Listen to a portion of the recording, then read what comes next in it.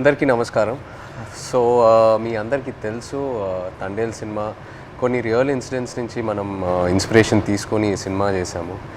నాకు ఫస్ట్ చందు గారి కథ చెప్పినప్పుడు జస్ట్ ఒక 10-15 నిమిషాలు ఐడియాగా చెప్పాడు.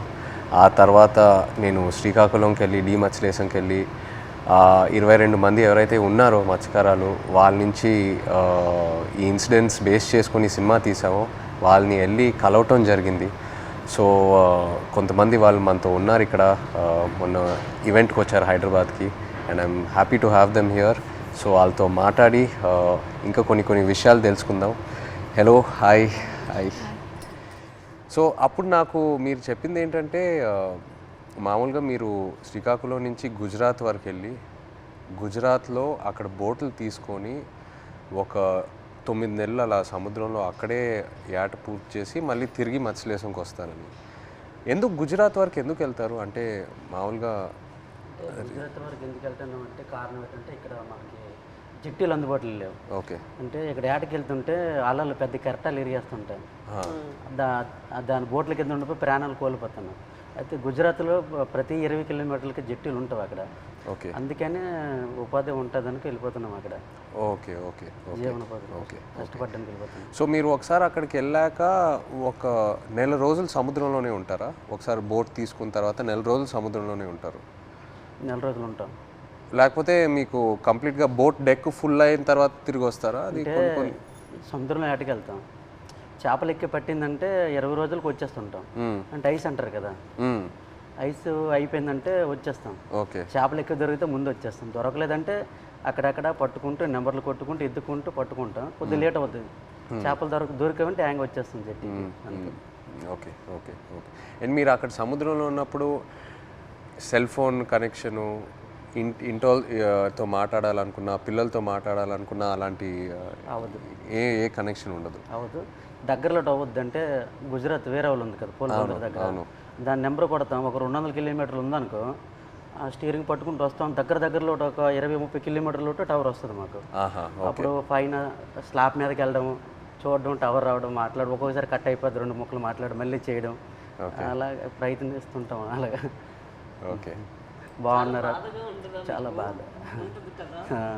పిల్లలు బాగుంటారా, ఎలా ఉన్నారు, అందరూ బాగుంటారా, అమ్మ నాన్న అట్లా ఉన్నప్పుడు అంటే ఎక్కడో చిన్న ఫీలింగ్ తట్టి ఉంటారు. తుఫాన్ అంటారు సడన్గా. గుజరాత్కి ఇలాగా టీవీలో చూస్తాం కదా, గుజరాత్కి తుఫాన్ ఉందని వస్తారు. తుఫాన్ ఎలాగుంటారు, ఎక్కడ ఏడ్ చేస్తారు అనేసి అనుకునేలోపు వీరు అక్కడ ఏది అందుబాటులో ఏ జట్టు ఉంటుంది, గోవా అవని మంగళూరు అవని ఏదో అవని, అక్కడికి వెళ్ళడము. అక్కడ బోట్ యాంకర్ అంటారు కదా, అదేసి అక్కడ ఉంటారనమాట జట్టి. అప్పుడు మాకు కాల్ చేస్తారు. అప్పుడు మాకు ధైర్యంగా ఉంటుంది, ఆ జట్టికి వస్తారు తుఫాను దొరకకంట అనేసి మాకు ధైర్యం ఉంటుంది అనమాట. మీరు రోజుకి చూస్తూనే ఉంటారు. ఎప్పుడు వస్తారు తుఫాన్ కదా, గుజరాత్లో ఎలా ఉంటారు, ఎప్పుడు జట్టికి వస్తారని చూస్తే వీళ్ళు ఫోన్ రావాలి, అమ్మాయ్యా వస్తారు అనే ఫీలింగ్ అనేది ఉంటుంది. సో మీరు ఫోన్ పక్కనే పెట్టుకుంటారా? ఫోన్ అయితే పక్కనే ఉంటుంది. తుఫాన్లు అయినప్పుడు అయితే కరెక్ట్గా వచ్చినప్పుడు ఫోన్ అయితే ఇంట్లోనే ఉంటుంది. ఎప్పుడు ఫోన్ చేస్తారో తెలియదు కదా. అదే ఏట్లో ఉన్నప్పుడు నార్మల్ టైం, తుఫాన్ లేని టైంలో ఏట్లో ఉంటారు కదా, 30 డేస్ అయ్యగల ఇంక కాల్ వస్తుంది, పక్కన పెట్టుకోండి. కాల్ 30 డేస్కొని 1 డే అవతలైనా ఇంకా టెన్షన్ అనమాట. ఎందుకు రాలేదు, ఏమైంది అని. సో టెన్షన్ అనేది వచ్చేస్తుంది అనమాట. ఒక్కొక్కసారి అయితే ఎమోషనల్ అయిపోతాం. మన సినిమాలో కూడా సాంగ్ మోంటాజెస్లో ఉంది కదా, the calendar where you'd keep. So ఆ 30 డేస్ అక్కడి నుంచే ఆ చిన్న ఆ మూమెంట్ తీసుకున్నాం మీరు చెప్పిన దాన్ని బట్టి. అంటే మన ఫిల్మ్లో కూడా ఒక సీక్వెన్స్ ఎలా పెట్టాం, ఇన్ని రోజులు అయిపోయిన తర్వాత ఎలా కొంచెం చేతులు ఉణుగుతున్నాయో తెలుసా అని. సో ఒకవేళ 30 రోజుల్లో ఫోన్ రాకపోతే అంటే అక్కడ వాళ్ళని కాంటాక్ట్ చేయడానికి ఏదైనా మీకు ఎమర్జెన్సీలా ఏదైనా నంబర్ ఉందా? ఏమీ లేదు, ఏముండదు. సేట్తో మాట్లాడాలని, సేట్లు ఉంటారు కదా వీళ్ళకి బోటుకి సంబంధించి, వాళ్ళతో మాట్లాడి వాళ్ళ భాష మనకు తెలియదు. వాళ్ళ భాష తెలియదు కాబట్టి వాళ్ళకి మనం ఫోన్ చేయలేము. ఆ భాష వచ్చినంటే మన దగ్గర ఉంటారు. ఆ భాష వచ్చిన వాళ్ళందరూ గుజరాత్లో ఉంటారు కదా, జెంట్స్ మొత్తం గుజరాత్లో ఉంటారు. ఓన్లీ లేడీస్ ఇక్కడ ఏదో కూలి పని చేసుకొని చేపలు పట్టుకొని వెళ్ళి అమ్ముకోవడం, కానీ ఇక్కడ మా లేడీస్ ఉంటాం అంతే.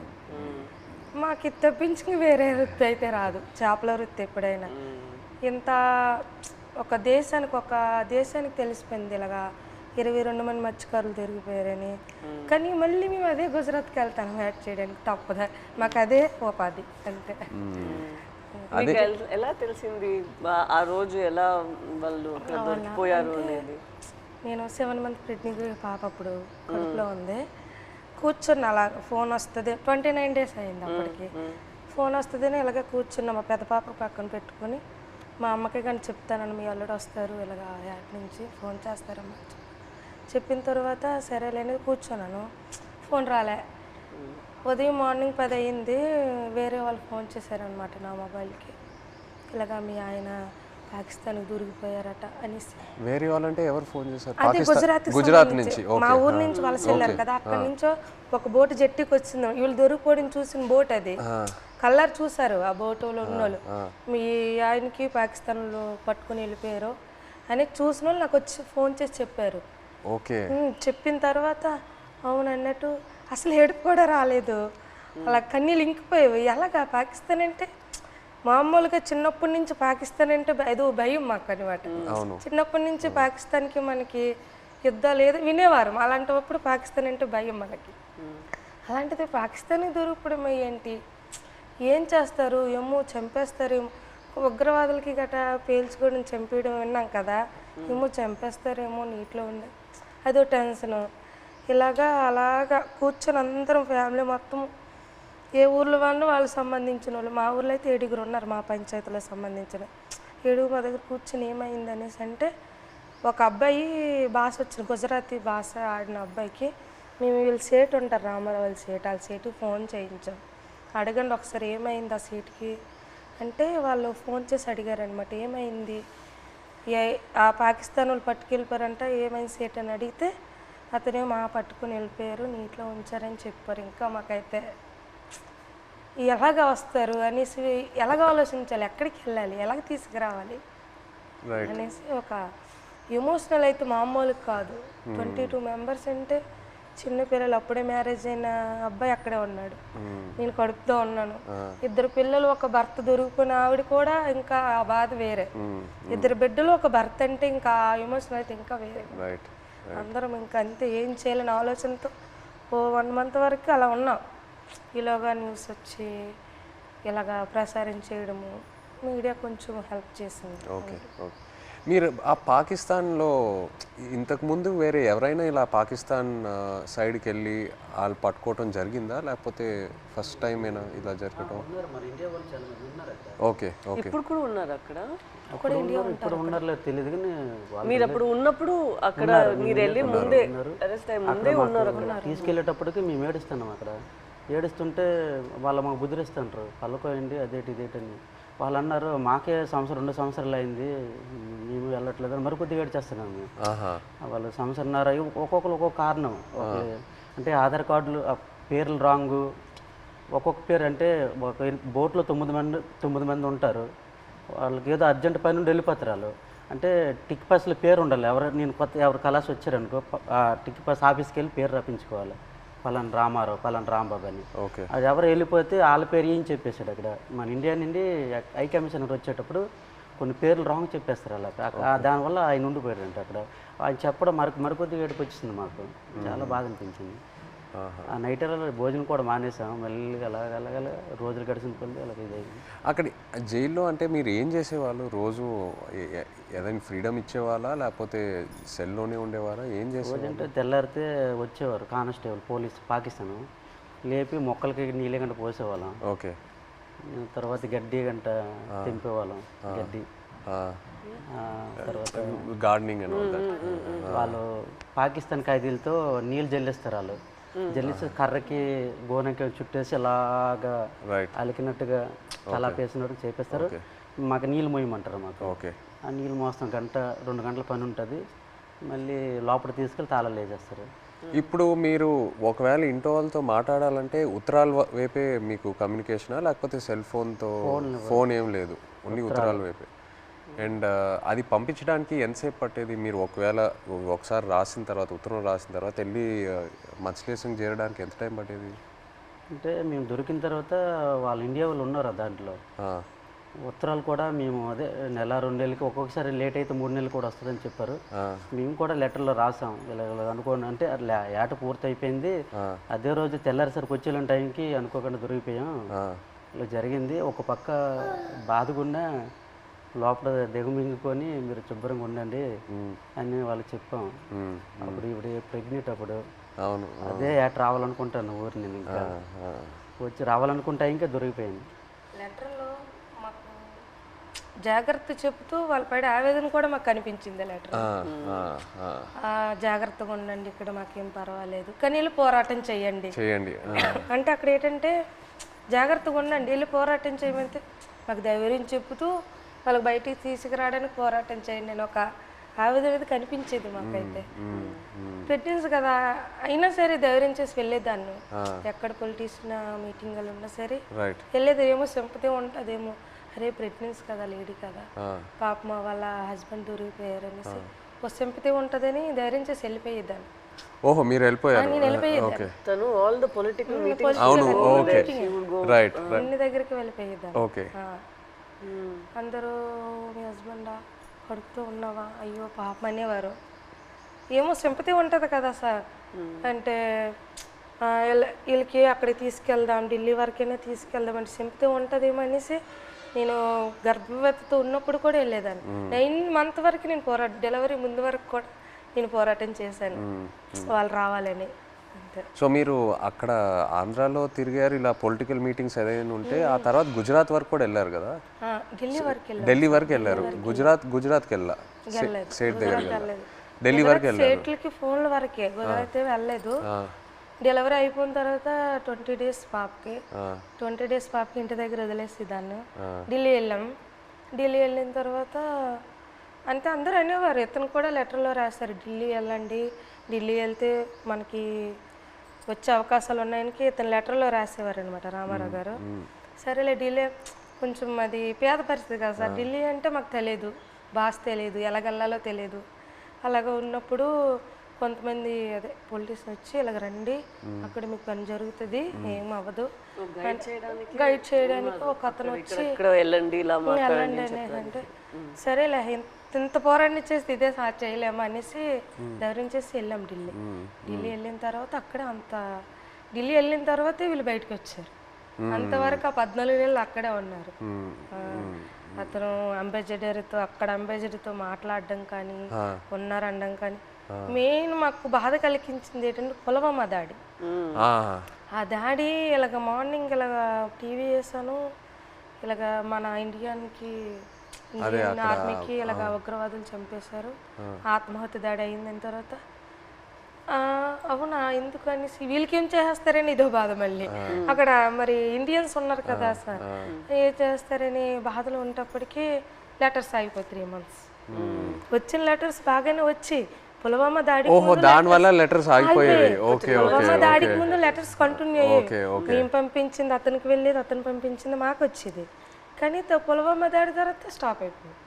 3 months వరకు ఒక్క లెటర్ రాలే. ఇంకా మాకు ఇంకా టెన్షన్ ఇంకా ఎక్కువైపోయింది, అదో బాధ అనేసి ఇలాగా మరి ఇంకా లేదు ఉండొద్దు ఎక్కడ ఢిల్లీ వెళ్ళిపోతాం అనుకుని అందరం 22 ఉమెన్స్ అందరూ ఇంకా లేదు పదండి అనేసి 22 మంది వెళ్ళిపోదాం లేదు ఇంత మా ఓన్ డబ్బులు అనుకుని పదండి అనేసి ముందడుగేస్తాం అంతే.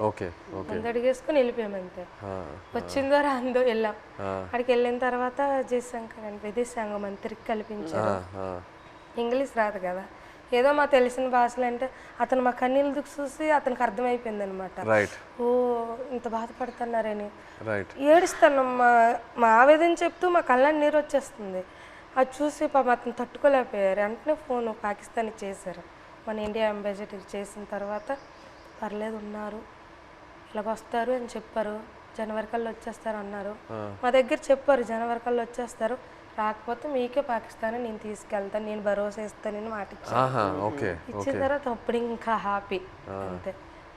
అతను అన్నట్టు జనవరి కల్లా మాకు ఫస్ట్ కల్లా అక్కడి నుంచి లిస్ట్ వస్తుంది అనమాట. గనగల రామారావుకి వాళ్ళ భాష వేరే కదా సార్, గనగల రామారావు, గుణగల్ల రామారావు, కేసమర్రికి కసమర్రయ్య అన్నట్టు పేరు ఓహో మీ పేరు కరెక్ట్గా వేయలేదా? లేదు సార్ ఆ లిస్ట్ కూడా రాంగ్ వచ్చింది అనమాట. గనగల రామారావుకి గంగల్ రామారావు. సో మీరు కన్ఫ్యూజ్ అయిపోయారా ఎవరు అక్కడ ఎవరు ఉన్నారు ఏంటి?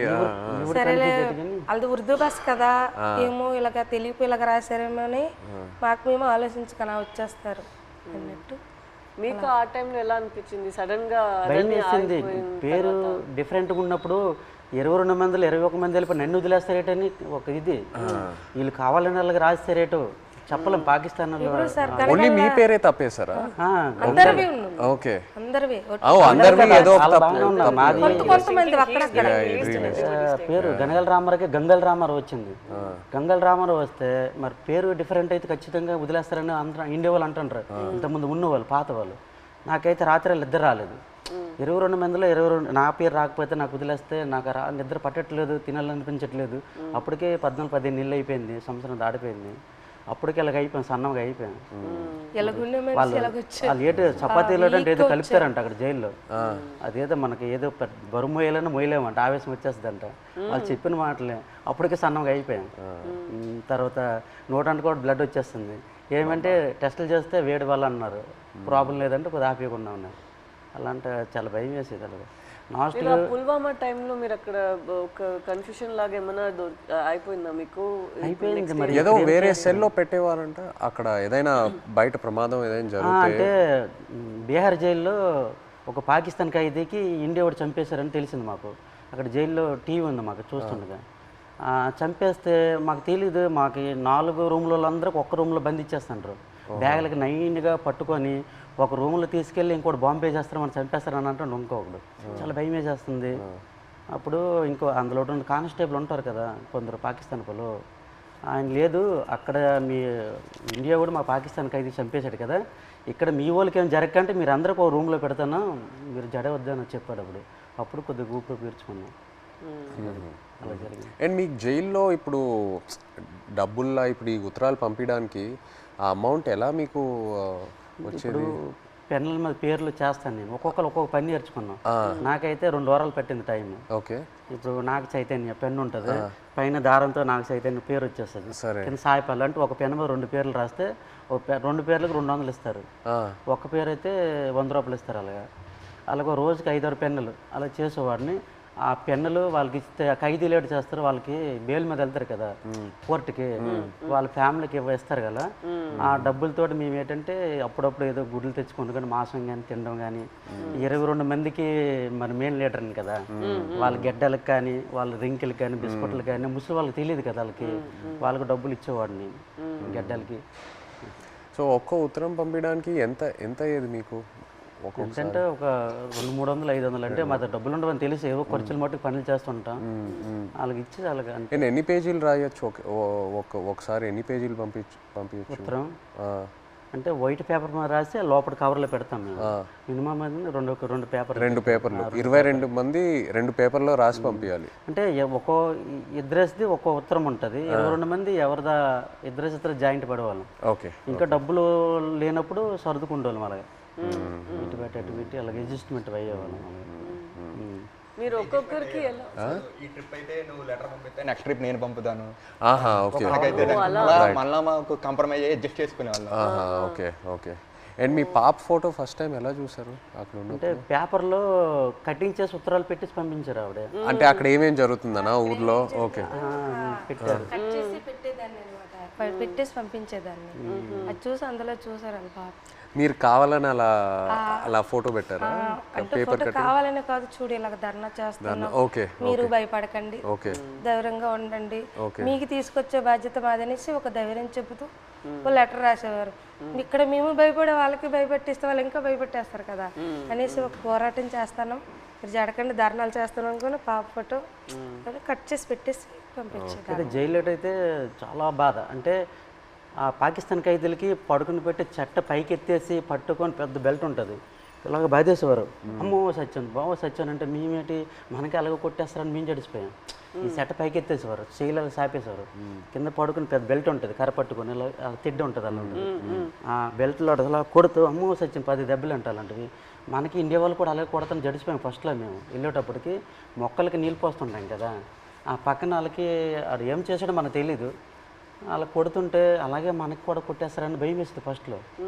వాళ్ళు అన్నారు మీకు ఇలాగ కొట్టరు, మీరు ఇంకా ఒకసారి 2 సార్లు తప్పులు చేస్తే మీకు కొడతారు. తప్పులు అంటే జైల్లో కానీ మా 22 మందిలో కానీ, ఇంకా గుజరాత్లో ఉన్నారు ఇండియా వాళ్ళు కదా, ఏ బాత్రూమ్ దగ్గర బట్టలు ఉతుక్కున్నప్పుడు కానీ మనలో మనం కొట్టుకుంటే ఒకసారి కుదిరేసి రెండోసారికి గడికి ఒక మనిషి 3 తప్పులు చేస్తే మీకు కూడా అలాగే పడుతుంది. అంటే అప్పటి నుంచి గొడవలు కూడా అదే బాత్రూమ్ దగ్గర అలాగే అడ్జస్ట్మెంట్ అయిపోవాలి మేము. అలాగే అలా కొట్టేస్తారు రిటర్న్.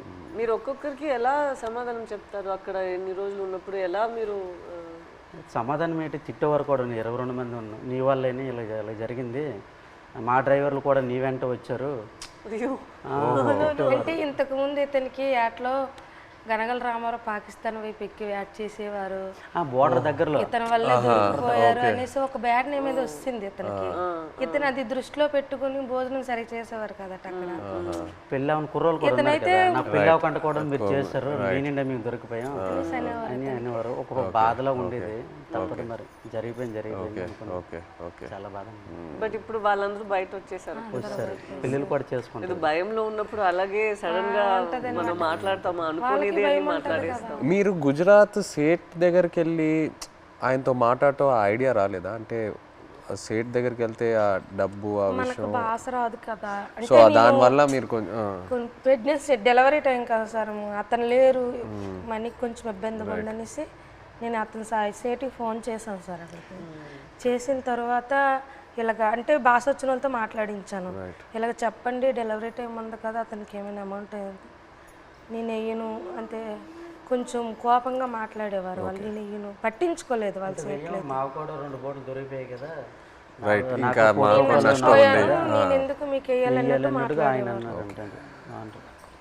ఇప్పుడు మీరు ఇలా ఒక పరిస్థితి రాలేదంటే కూడా మీకు చాలా కష్టాలు వస్తూనే ఉంటాయి కదా, మీకు రోజుకి ఇలా మీరు చెప్పినట్టు ఎలా తుఫాన్ వస్తుంది దాన్ని మీరు చూస్తూనే ఉండాలి కదా. తుఫాన్ వచ్చింది, అక్కడ చేస్తుండగా తుఫాన్ వచ్చింది, తర్వాత యాంటీ అని వైర్లెస్ మాకు పిడికి పడ్డా తిరిగిపోయింది, చాలా ఇబ్బంది పడ్డాం. తర్వాత బోటు మొత్తం నీరు అయిపోయింది, చాలా ఎదుర్కొన్నాం అన్నీ. ఒక్కొక్కసారి బోట్లు మునిగిపోతున్న టైంలో పక్కన బోట్ వచ్చి మనుషులకు కాపాడేవారు, బోట్ మాత్రం మునిగిపోయేది. కానీ అక్కడ పక్కన బోట్ లేకపోతే ప్రాణాలు కూడా కోల్పోతారు. అలాంటి పరిస్థితి ఇదని వాళ్ళు చెప్పినప్పుడు మీరు మీ ఆయన దగ్గర అడగలేదా, మీరు ఎందుకు ఈ పని చేస్తున్నారు, మాతోనే ఉండండి, ఇక్కడే ఏమైనా పని చేయండి, మీరు అట్లా ఏం అడగలేదా? లేదు మేడం, అలాంటి ఉపాధి అక్కడ లేదు, మా సైడ్ లేదు. అక్కడికి వెళ్తేనే మాకు మేము అంటే ఇక్కడ రూపాయి వేస్తే అక్కడ 2 రూపాయలు లేదు. ఇక్కడ నెలనోలే లైక్ ల్యాండ్ ఇట్ సెల్ఫ్ వేరే ఏమైనా ఒక పని మనం చేసుకోవాలి కదా, ఇంత రిస్కీగా ఎందుకు? చాలా మంది డిగ్రీ ఇవన్నీ చదువుకుని ఉన్నారు చాలా మంది, చేసిన వాళ్ళు కానీ జాబులు రావట్లేదు. మంచిగా ఎస్టీ జాబితాలో ఏదో చేరిస్తే మాకు జాబులు వస్తామని అంటారు, కానీ చదువుకున్న జాబులు రావట్లేదు. అందుకే ఎక్కువ వలసలు వెళ్ళిపోతారు. చాలామంది చదువుకున్న వాళ్ళు కూడా వెళ్ళిపోతుంటారు. వీళ్ళ అబ్బాయి కూడా చదువుకుంటారు. చాలామంది డిగ్రీలు ఇంటర్లు చదువుకున్న జాబులు రాక వెళ్ళిపోతుంటారు. మా మధ్యకి ఎస్టీ జాబితాలో చేరిస్తేనే ఆ జాబులు వస్తావంటే దానికోసం ప్రయత్నిస్తాను, కానీ ఇక ఎవరు సరిగ్గా పట్టించుకోవట్లేదు. ఎందుకు మాకు జాబులు రావట్లేదు అర్థం కావట్లేదు. సో మీరు శ్రీకాకుళం నుంచి లెటర్స్ పంపిద్దాం అనుకున్నారు కదా పాకిస్తాన్కి, అప్పుడు జైల్లో ఉన్నప్పుడు. అప్పుడు ఇక్కడి నుంచి లెటర్లు పంపించడానికి ఏదైనా ఇబ్బంది ఉండిందా? ఇబ్బంది ఉంది. ఇక్కడ నుంచి లెటర్స్ అంటే వాళ్ళు అడ్రస్ రాశారనమాట, ఇలా పంపించండి, టు అడ్రస్ ఫ్రమ్ అడ్రస్ అన్నట్టు ఉంటుంది, ఇలా పంపించండి అని రాశారు. అలాగే మేము పోస్ట్ ఆఫీస్కి వెళ్ళి ఇలాగ రాస్తే పాకిస్తాన్ రాస్తే వాళ్ళు చదివారు, పాకిస్తాన్ ఏంటి, పాకిస్తాన్కి మీకేం సంబంధం, మీరు పాకిస్తాన్కి లెటర్ వేయడం ఏంటి, ఇలాగ అడిగేవారు అనమాట. చాలా ఇబ్బంది పెట్టేశారు. 2-3 డేస్ వాళ్ళకి ఇలాగే ఇబ్బంది పెట్టేస్తే మేము ఈ స్టోరీ మొత్తం చెప్పిన తర్వాత వాళ్ళు అప్పుడు ఒప్పుకున్నారు. తర్వాత మేము ఏదో పాకిస్తాన్ నుంచి వచ్చినట్టు, వీళ్ళు పాకిస్తాన్ వాళ్ళు, మీరు వేయడం ఏంటి పాకిస్తాన్ అనేసి వాళ్ళ క్వశ్చన్లు అడిగేవారు. చాలా ఇబ్బంది పెట్టేశారు. తర్వాత ఈ స్టోరీ మొత్తం చెప్పిన తర్వాత అప్పుడు నమ్మారు. అంతే. మీ ఫ్యామిలీ ఎవరు చెప్పలేదా మీకు ఇలా చేపలు పట్టుకున్న వాళ్ళని పెళ్లి చేసుకోకూడదు, ఇలాగే ఉంటుంది మీకు, ఇదన్నీ ఎందుకు, లేదంటే ఎందుకు లవ్లో పడుతున్నారు మీరు ఇలా రిస్కీ లైఫ్లో ఉన్న వాళ్ళతో, అలా ఏమి ఎవరు చెప్పలేదా? ఏదండి అదే మీరు ఎవరు చెప్పలేదా? అమ్మ నాన్న వాళ్ళు ఎవరు లేదు, ఇక్కడ ఉన్న వాళ్ళే చెప్పినా అవి లవ్లో ఉంటాం కదా, అవి కనిపించదు అనమాట. అంతే, లవ్లో ఉంటే అతనే కావాలన్నట్టు ఉంటది అంతే. ఎంత రిస్క్ అయినా పర్లేదు ఇలాగే ఉండిపోతుంది. అతనే కావాలి. మన తండేల్లో సత్య అండ్ రాజు లాగే ఒక రకంగా. సార్ ఇప్పుడు మేము పాకిస్తాన్ దొరికి భారతదేశం మొత్తం తెలుసు కదా, ఈ కథ తీయాలని మీకు ఎలాగనిపించింది? మా ఇంటికి రావడం, తినడం, చేయడం చాలా హ్యాపీ అనిపించింది. మీకు ఎలాగ ఆలోచన వచ్చింది తీయాలని? ఎంతమందికి తెలుసు కదా, చాలామంది ఉన్నారు, ఎవరికి రాని ఆలోచన మీకు ఎలాగొచ్చింది? లేదు, చాలా అంటే ఫస్ట్ నాకు చందు ఈ కథ చెప్పిన తర్వాత కార్తిక్ వచ్చి నాకు ఈ ఐడియా చెప్పాడు. ఆ తర్వాత చందు నాకు నేను సినిమాలో ఇలా ఇలా ఒక స్క్రీన్ ప్లే ఇలా తీద్దాం అనుకున్నాను చెప్పిన తర్వాత బాగా ఎక్సైట్ అయ్యా. వెంటనే మనం శ్రీకాకుళంకి వెళ్ళి మత్స్యలేశంకి వెళ్ళి అందరినీ కలుద్దాము, అక్కడ వాళ్ళని కలిస్తే నాకు ఇంకా మంచి ఐడియాస్ వస్తాయని చెప్పి అక్కడ వచ్చి మీతో ఆ రోజు స్పెండ్ చేయడం జరిగింది. ఆ తర్వాత వైజాగ్కి వెళ్ళి పోర్ట్లో మళ్ళీ సముద్రంలోకి వెళ్ళటం అదంతా జరిగింది. కానీ మిమ్మల్ని వచ్చి కలిసాక నాకు అర్థమైంది ఈ క్యారెక్టర్లో, ఈ కథలో ఇంకా ఎన్ని లేయర్స్ ఉన్నాయి, ఎన్ని కష్టాలు ఉన్నాయి, ఎన్ని హై పాయింట్స్, ఇన్స్పైరింగ్ ఎలిమెంట్స్ ఎన్నో ఉన్నాయని. సో ఇప్పుడు తండేలు అంటే దాని మీనింగ్ ముందే మీకు తెలుసా? కార్తిక్ చెప్పి లేదు, తండేలంటే అంతకుముందు తెలీదు. తండేలంటే మనకి ఈ బోట్ క్యాప్టెన్ లీడర్ అనేది ఒకసారి నాకు కథలోకి వచ్చాకే తెలిసింది, అంతకుముందు తెలియదు. మాకు అక్కడ తండేలు అంటారు గుజరాత్లో. అదే వాండర్లో మాకు తండేలు అంటే చిప్పి నడిపించే వారిని తండేలు అంటారు అక్కడ. అందుకే ట్రైలర్లో కూడా డైలాగ్ వేసాం, తండేలు అంటే ఓనరా కాదు, లీడర్. చాలా బాగా వచ్చింది సార్. అయితే సార్ అక్కడ ఎంత బాధపడ్డామో అంత హ్యాపీగా ఉంది ఈరోజు. ఎందుకంటే అది ఒక జీవితంలో గుర్తుండిపోద్ది అలాగా మా రియల్ స్టోరీ. ఇప్పుడు మేడం మీకు అంటే మేమైతే రియల్గా అన్నీ మా బాధలన్నీ తెలుసు మాకు, మేము పడే ఆవేదన. కానీ మీకు ఎప్పుడైనా షూటింగ్లో ఒక సీన్ చెప్పినప్పుడు, అదే ఎమోషనల్ సీన్ చెప్పినప్పుడు కానీ ఆ సీన్కి ఎప్పుడైనా మీరు ఎమోషనల్ అయ్యారా? అరే వీళ్ళు ఎంత బాధపడ్డారు అన్నట్టు మీకు ఎప్పుడైనా అనిపించిందా? మాకు మీ వే ఆఫ్ లైఫ్ రోజు రోజు మీరు ఎలా గడుపుతున్నారో అదే నాకు ఒక పెద్ద ఆశ్చర్యం. మీరు ఎలా చెప్తారు, నేను రోజుకి తుఫాన్ అక్కడ వస్తుందా, ఏమవుతుంది అని ఒక రోజుకి ఎలా మీరు గడపగలుగుతారు? నెక్స్ట్ రోజు లేచి అది నిజ లైఫ్లో నేను అది చేయగలుగుతాను అంత నాలో ఆ శక్తి ఉందని నాకు తెలీదు. సో ఒక్కొక్కసారి అలా చేసినప్పుడు మనం ఫిల్మ్లో నాకు ఈ ఆలోచనే వస్తుంది, వీళ్ళకి ఎక్కడి నుంచి ఆ ధైర్యం వస్తుంది? ఎందుకంటే నార్మల్గానే మనం అందరికీ ఇలా ఒక పరిస్థితి వస్తుంది అని మనకు తెలీదు. అక్కడ అలా ఉన్నప్పుడు మనం ఎక్కడ వెళ్ళాలి, ఎక్కడి నుంచి షురూ చేయాలి, అక్కడి దాకా వెళ్ళాలి, వాళ్ళని ఎలా బయట తీసుకురావాలి అనేది ఒక పెద్ద మనమే మన లోపల చెప్పాలి, లేదు ఇది అయిపోతుంది మన అలా ఈ థాట్ని వదలకూడదు మధ్యలో. సో అది మీరు అందరూ ఎలా చేశారు అని ఆ థాటే నాకు ఉంది. నాకేం కష్టం అనిపించట్లేదు, బట్ మీరందరూ ఎంత కష్టం తీసుకున్నారో అదే నాకు ఆశ్చర్యం వచ్చింది అంతే. ఏ సీన్కి ఎమోషనల్ అయ్యారా మీరు? సీన్ చెప్తారు కదా ఎలాగ ఉంటుంది మూమెంట్స్, అంటే ఏ డైలాగ్ ఎమోషనల్ అయ్యారా చెప్పేటప్పుడు అనేసి? మనం కొన్ని విషయాల్లో మీరు చెప్తున్న దాంట్లో నుంచి తీసుకున్నాము, కొన్ని విషయాల్లో మనమే ఒక డ్రామా లాగా తీసాము. సో ఆ డ్రామాలో ఎక్కడ నేను లేని సీన్స్ కొన్ని ఉన్నాయా, అక్కడ నాకు చాలా బాధ అనిపించింది. నా సీన్స్ ఏముందో అది వేరొక డ్రామాలో వెళ్తుంది, బట్ నిజంగానే ఒక రోజుకి ఎలా వాళ్ళు ఏం జీవిస్తున్నారో కొన్ని క్యారెక్టర్స్ ఉన్నారు, వాళ్ళకి జరిగిన పని, వాళ్ళు చెప్తున్న మాటలన్నీ విన్నప్పుడు నాకు అప్పుడు బాధ అనిపించింది. నాది కన్నా వాళ్ళది నేను విని చాలా బాధపడ్డాను. మీరు ఢిల్లీ వెళ్ళటం ఆ ఎపిసోడ్స్ మీరు నాకు శ్రీకాకుళంలో చెప్పినప్పుడు బాగా ఎమోషనల్గా అనిపించినాయి. మీరు ఢిల్లీకి వెళ్ళి ఎలా పోరాడారో అక్కడ. అండ్ అది కాకుండా ఇంకోటి నాకు చెప్పారు, సముద్రంలో ఉన్నప్పుడు ఒక పెద్ద షిప్ వచ్చి మీది ఒక చిన్న బోట్ అలా కొట్టుకొని అలా వెళ్ళిపోయింది కదా, అది చెప్పినప్పుడు నాకు నిజంగా చాలా ఆశ్చర్యంగా అనిపించింది. కొట్టుకొని పోయి అసలు ఆగలేదు కదా, కొట్టుకొని అలా వెళ్ళిపోయారు కదా. పెద్దది కదా. మీరందరూ అందరూ they like one community, so United. And I think మీలో ఉన్న శక్తి మీరందరూ కలిసి ఒకేలాగా ఉన్నారు కదా, లైక్ వన్ ఫ్యామిలీ.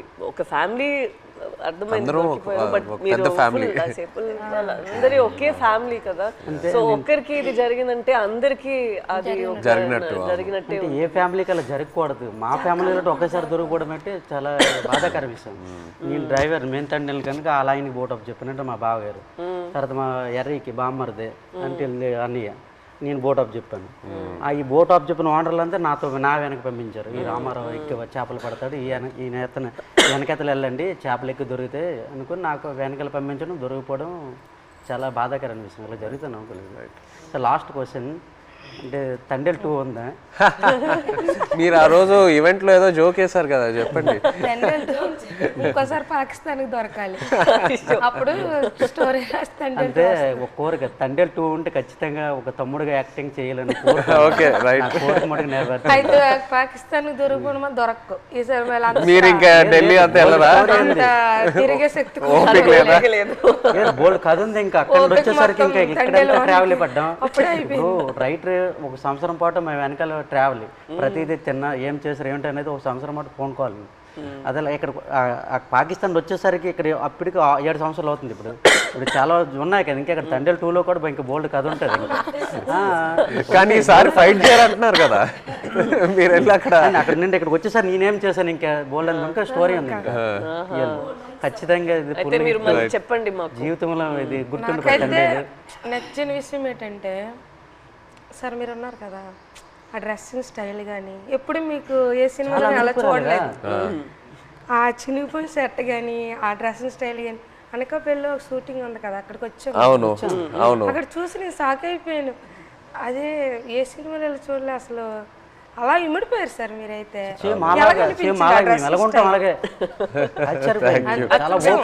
అదే నేను చెప్తున్నా కదా, మిమ్మల్ని వచ్చి అప్పుడు కలిసి మీతో టైం స్పెండ్ చేశాకే నాకు ఆ క్లారిటీ వచ్చింది. ఓకే మనం ఇలా క్యారెక్టర్ని ఇలా డిజైన్ చేయాలి. సో లాగా సేమ్ బనీలతోటి ఆ ఎండలోటి ఇవన్నీ చాలా కష్టపడ్డారు. చాలా యాంకర్ పట్టుకొని ఉన్నారు కదా ఫస్ట్ పోస్ట్ పట్టుకొని హైలైట్ అది అయితే అందరు కూడా మా ఊళ్ళు ముసలంతా సాయి సినిమా మేము చూడాలి. ఎవరికి ఫోన్ చేసినా అదే రింగ్ స్టోన్ బుజ్జి తల్లి. ఎవరికి ఫోన్ చేసినా రింగ్ స్టోన్ ప్రతి సెల్లకి హైలెస్ సాంగ్ ఉంది కదా, అది ఎలా హైలెస్ అది మా స్లాంగ్. అవును, ఎలా సింక్ అయింది అది అక్కడ అంటే మీ మలాలకి తెప్ప లాగేటప్పుడు వస్తారు కదా when they rowing when they pulling the net. ఇప్పుడు అది రేరు. ఇంతకు ముందు జనరేషన్ లో ఎక్కువ వాళ్ళు వచ్చినప్పుడు దీనికి మీరు తెడ్డు అంటారు కదా, కత్తావ అంటాము. ఏమంటారు? కత్తావా. ఆ కత్తావ పట్టుకుని కత్తావా అంటాం మేమైతే. అండ్ పెద్దాలు వచ్చినప్పుడు ఇలాగ బోట్ వెళ్తుంది కదా, ఆ కత్తం ఆయనతోటే అలా లెవెల్ చేసుకుని వచ్చి ఐలెస్ అనుకుని వచ్చి వడ్డీకి వస్తారు. అంటే ఎలా సింక్ అయింది అది, అది మాకు ఆశ్చర్యం.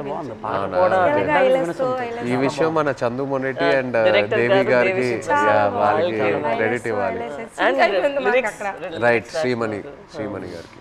బుజ్జి తల్లిలో ఒక పాయింట్ ఉంది, అది అయితే నాకు కదిలించింది. ఏది? ఉప్పు నీటికి ముప్పును కూడా గట్టిగా దాటి గట్టి అంటే ఎంత అలలకైనా మీరు దాటుతారు, కానీ ఒక కన్నీటి చుక్క దాటలేకపోతాడు అంతే. అక్కడైతే చాలా ఎమోషనల్ స్ట్రాంగ్. ఆ పాయింట్ అయితే నాకు పిచ్చిగా నచ్చింది, చాలా బాగుంది. Thank you so much. Actually మీరందరికీ థ్యాంక్ యూ చెప్పాలి. మీరు మాకు పూర్వ జన్మలో అదృష్టం చేసుకున్నాం. అట్లా ఏం లేదు, అట్లా ఏం లేదు. జీవిత రియల్ జరిగింది. ఇంకో ఎన్నో విషయాలు చెప్పాలి, బట్ మనకి సినిమా పరంగా ఓన్లీ 2 గంటలే ఉంది. బట్ ఇంకా ఎన్నో చెప్పాలి. ఫ్యామిలీకి ఈ కథ నచ్చిందంటే మా అదృష్టం సార్. అది బొమ్మ దద్దరెళ్ళిపోతుంది సార్. రాజులమ్మ జాతర పొలిటీషియన్ అనడం లేదు, రాజులమ్మ జాతర పొలిటీషియన్ అనడం లేదు, కానీ పొలిటీషియన్ చూస్తే ఇంకా బాగా ఏమో అనిపిస్తుంది మాకు. అంటే చూస్తారే వచ్చుకోరు జట్టీలు లేవు, వాళ్ళకేం తెలుస్తుందేమో ఒక నమ్మకం. ఇంకా జట్టి స్పీడ్గా అవుతుందేమో. జట్టు ఉంటే మాకు ఎలాంటి ఇబ్బందులు ఉండవు సార్. మా కోసం మత్స్యకారుల కోసం ఏదేని ఒక మంచి పని చెయ్యండి సార్. అదేనే మీకు వీలైనంత తప్పకుండా అందరి కోసం, మా కోసం అని కాదు, మత్స్యకారుల కోసం. 8 మంది హీరోలు ఉంటుండగా మీరు మా జీవితాన్ని ఎంచుకున్నారు. తప్పకుండా అది పెద్ద. మేము అనుకున్నాము రిలీజ్ ముందే మీకు ఒకసారి చూపిద్దామని, బట్ మీరు ఐ థింక్ థియేటర్ లో చూస్తే శ్రీకాకుళంలో థియేటర్ లో మీరు అందరూ వెళ్ళి చూసి ఖుషిగా అవుతుంది. నేను అనుకుంటున్నాను మీకు సినిమా నచ్చితే మాకు ఎంతో సంతోషం.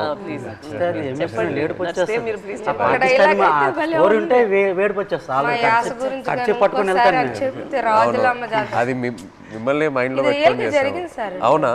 జరిగింది. ఇప్పుడు మేము చేపలు సార్, మా యాస వేరే ఉంటుంది. వాళ్ళు అక్కడ ఉంటుందిరా అనడానికి అక్కడ ఉంటుందిరా అనేసి మా భాష వేరే ఉంటుంది. ఒక సిటీ వెళ్ళామనుకో మా భాష విని అరే చేపలు వాళ్ళరా అంటారు. కొంతమంది మీ చేపలు ఇలా అంటారు, కొంతమంది అంటే అంటారు అనడానికి మాకు అలాగ రాదు. వేరే మత్స్యకారుల స్లాంగ్ వేరే వేరే ఉంటాయి. మా స్లాంగ్ వేరేగా ఉంటుంది, పక్కన మత్స్యకారు స్లాంగ్ వేరేగా ఉంటుంది. అందులో మా స్లాంగ్ అయితే ఎవరు మాట్లాడలేరేమో, కానీ మేడం గారు అయితే సూపర్. నాకైతే చాలా మేము మాట్లాడినట్టు మాట్లాడారు అసలు. ఇది హైలైట్, భయం. నేను ఫుల్ టైం అదే ఆలోచిస్తాను. హైలైట్ మేడం గారు. మేము అలాగే మాట్లాడతాం, ఉంటుందిరా అలాంటి వెళ్దాం రా అన్నట్టే మేడం గారు. చాలా థ్యాంక్ యూ సో మచ్. ఇది నాకు పెద్ద compliment. Thank you very much. Success meet మాత్రం శ్రీకాకుళం అది నా ప్రామిస్. సినిమా రిలీజ్ తర్వాత సక్సెస్ మీట్ కి మేము శ్రీకాకుళమే వస్తున్నాము. మచ్చలేసాం అక్కడికి వచ్చి కలిసి శ్రీకాకుళంలో సక్సెస్ మీట్ పెట్టి వెళ్తున్నాం. ఆ టైం లోపల మీ 25 మందిని కాల్ చేసి వాళ్ళని కూడా సక్సెస్ మీట్ లో వాళ్ళని కూడా అప్పుడు వచ్చేస్తే కరెక్ట్ గా ఉంటుంది. శ్రీకాకుళం నుండి కేమచ్చలేసి వస్తానరా, రమ్మంటే వస్తాం, ప్లాన్ చేస్తాం.